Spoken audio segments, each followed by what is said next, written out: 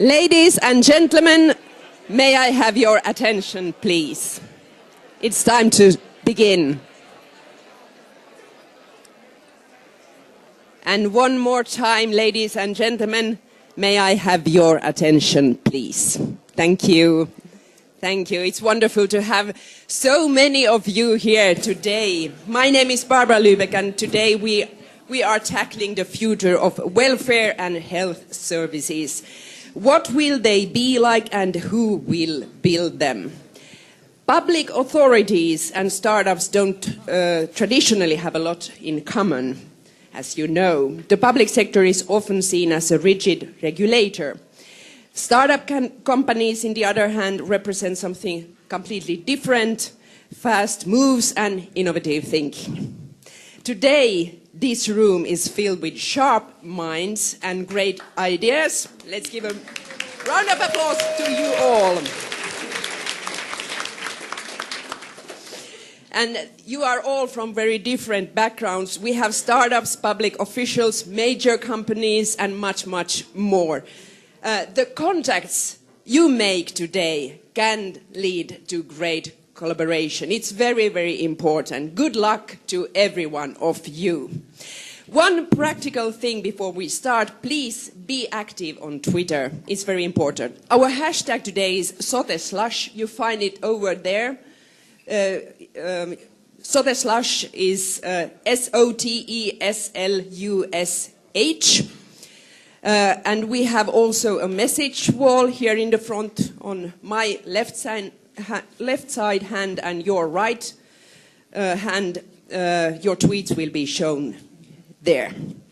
You can also send an SMS message to the number 12154. The number is 12154. And remember to begin your message with SoteSlush. SOTESLUSH. But now let's start. As you probably already know, Finland is an excellent country for health tech innovations. We start with finding out why. Next up is a talk about what our government is doing to ensure the best possible environment for you guys. Please welcome Annika Saarikko, Minister of Family Affairs and Social Services.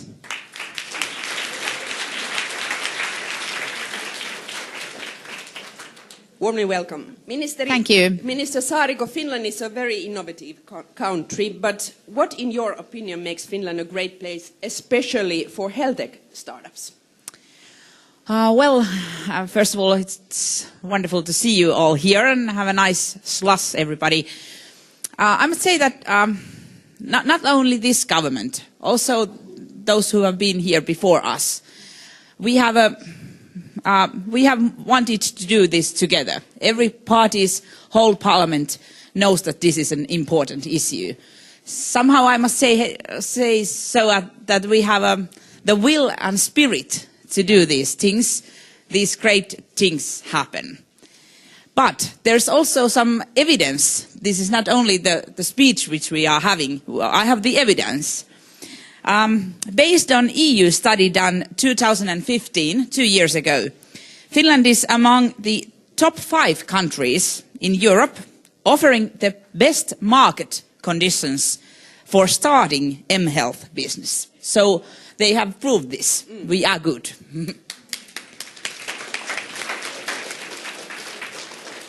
So it requires a lot of work, of course. What actual efforts are you doing at the moment to improve the opportunities for health tech startups? This is a good question and also a wide question. It needs many kind of things to do. First of all, as a minister, I must say that it needs some legislation. Of course. But it's also we need everybody to come together to do this. A few things which I just want to mention. For example, our university hospitals, they have launched test beds that make it easy for startups to develop their products. Before, we haven't been good with this. Now they have launched these test beds so they can cooperate better with startups. That's a good thing. And I think we will hear later today more about this. The other one is that we are launching here today the National Welfare Personal Health Record called Kanta Oma Tietovaranto. We are not good with those names, I'm sorry to say. Oma Tietovaranto. Please welcome. Easier to say Kanta. Yeah, it's easier to say Kanta. Now I have to ask, how many of you have been using our Kanta.fi services? Nice to hear. Almost everybody. Do you think that that's a good one? I think it is. And I'm quite, well, we are making it better. For instance, we are getting some social services in it too later. But of course, now we are here in Slush. Everybody says, "Yeah, I'm part of it. I haven't been using this." But I've been there in small municipalities, and the grandmothers and grandfathers, they also say, "Yes, I have been using this." That's a good point. We have many Finnish who are using this Kanta services, but now we are launching this Oma Tietovaranto, and it's the first of its kind in the world. So be excited. We have high hopes that it will create significant new opportunities also for private health tech companies. So that's also combining private sector and public sector and the public services. That's a good point. And the last one, we at the Ministry of Social Affairs and Health are also well aware that in all this needs new legislation, as I said. And that's what we are doing all the time, and maybe you'll heard something about this more here today.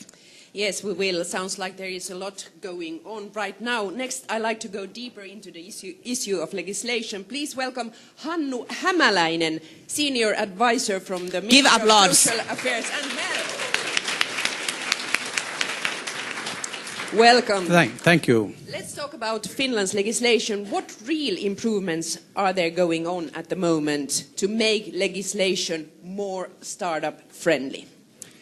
Well, as my minister said, we have one of the best data banks and registers in Finland in the whole world.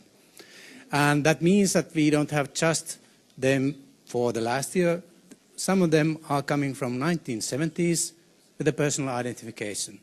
It's a huge data bank, a huge data warehouse to use. But it has been underused in research, in development, and also by the companies.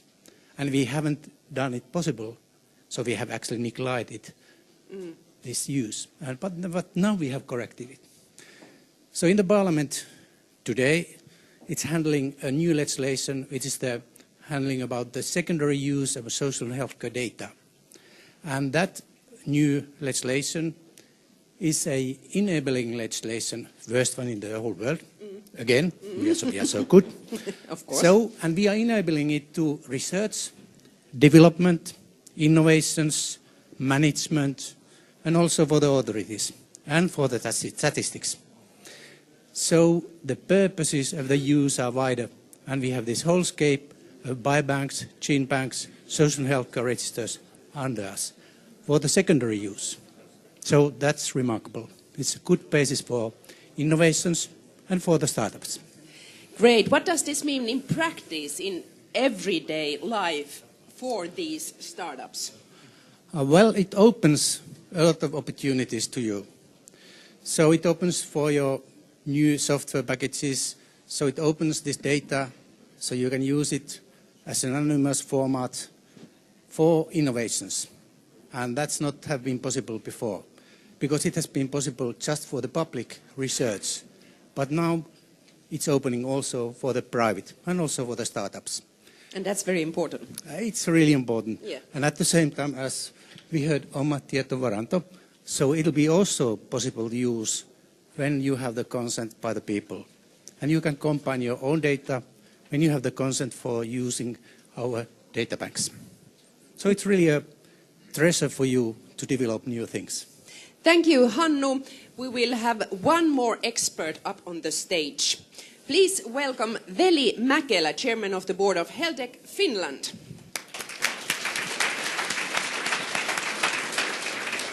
Hello, everybody. Veli, excuse me, you represent the health tech sector. How do these measures by government and officials look, and what does big companies think about the startup community? Well, thank you. I can really enforce that being open and joining forces is important, as has been said here earlier, and I have to salute the ministry for making it possible to joining these forces when 3 ministers earlier made a health strategy for this country involving most of the players in the health field here in Finland. And it's now followed by Business Finland Advisory Board for Health and Welfare, so that will take it to the next level, I hope. I know. And actually it formed the base for the legislation as well, because there were some issues that we found out earlier.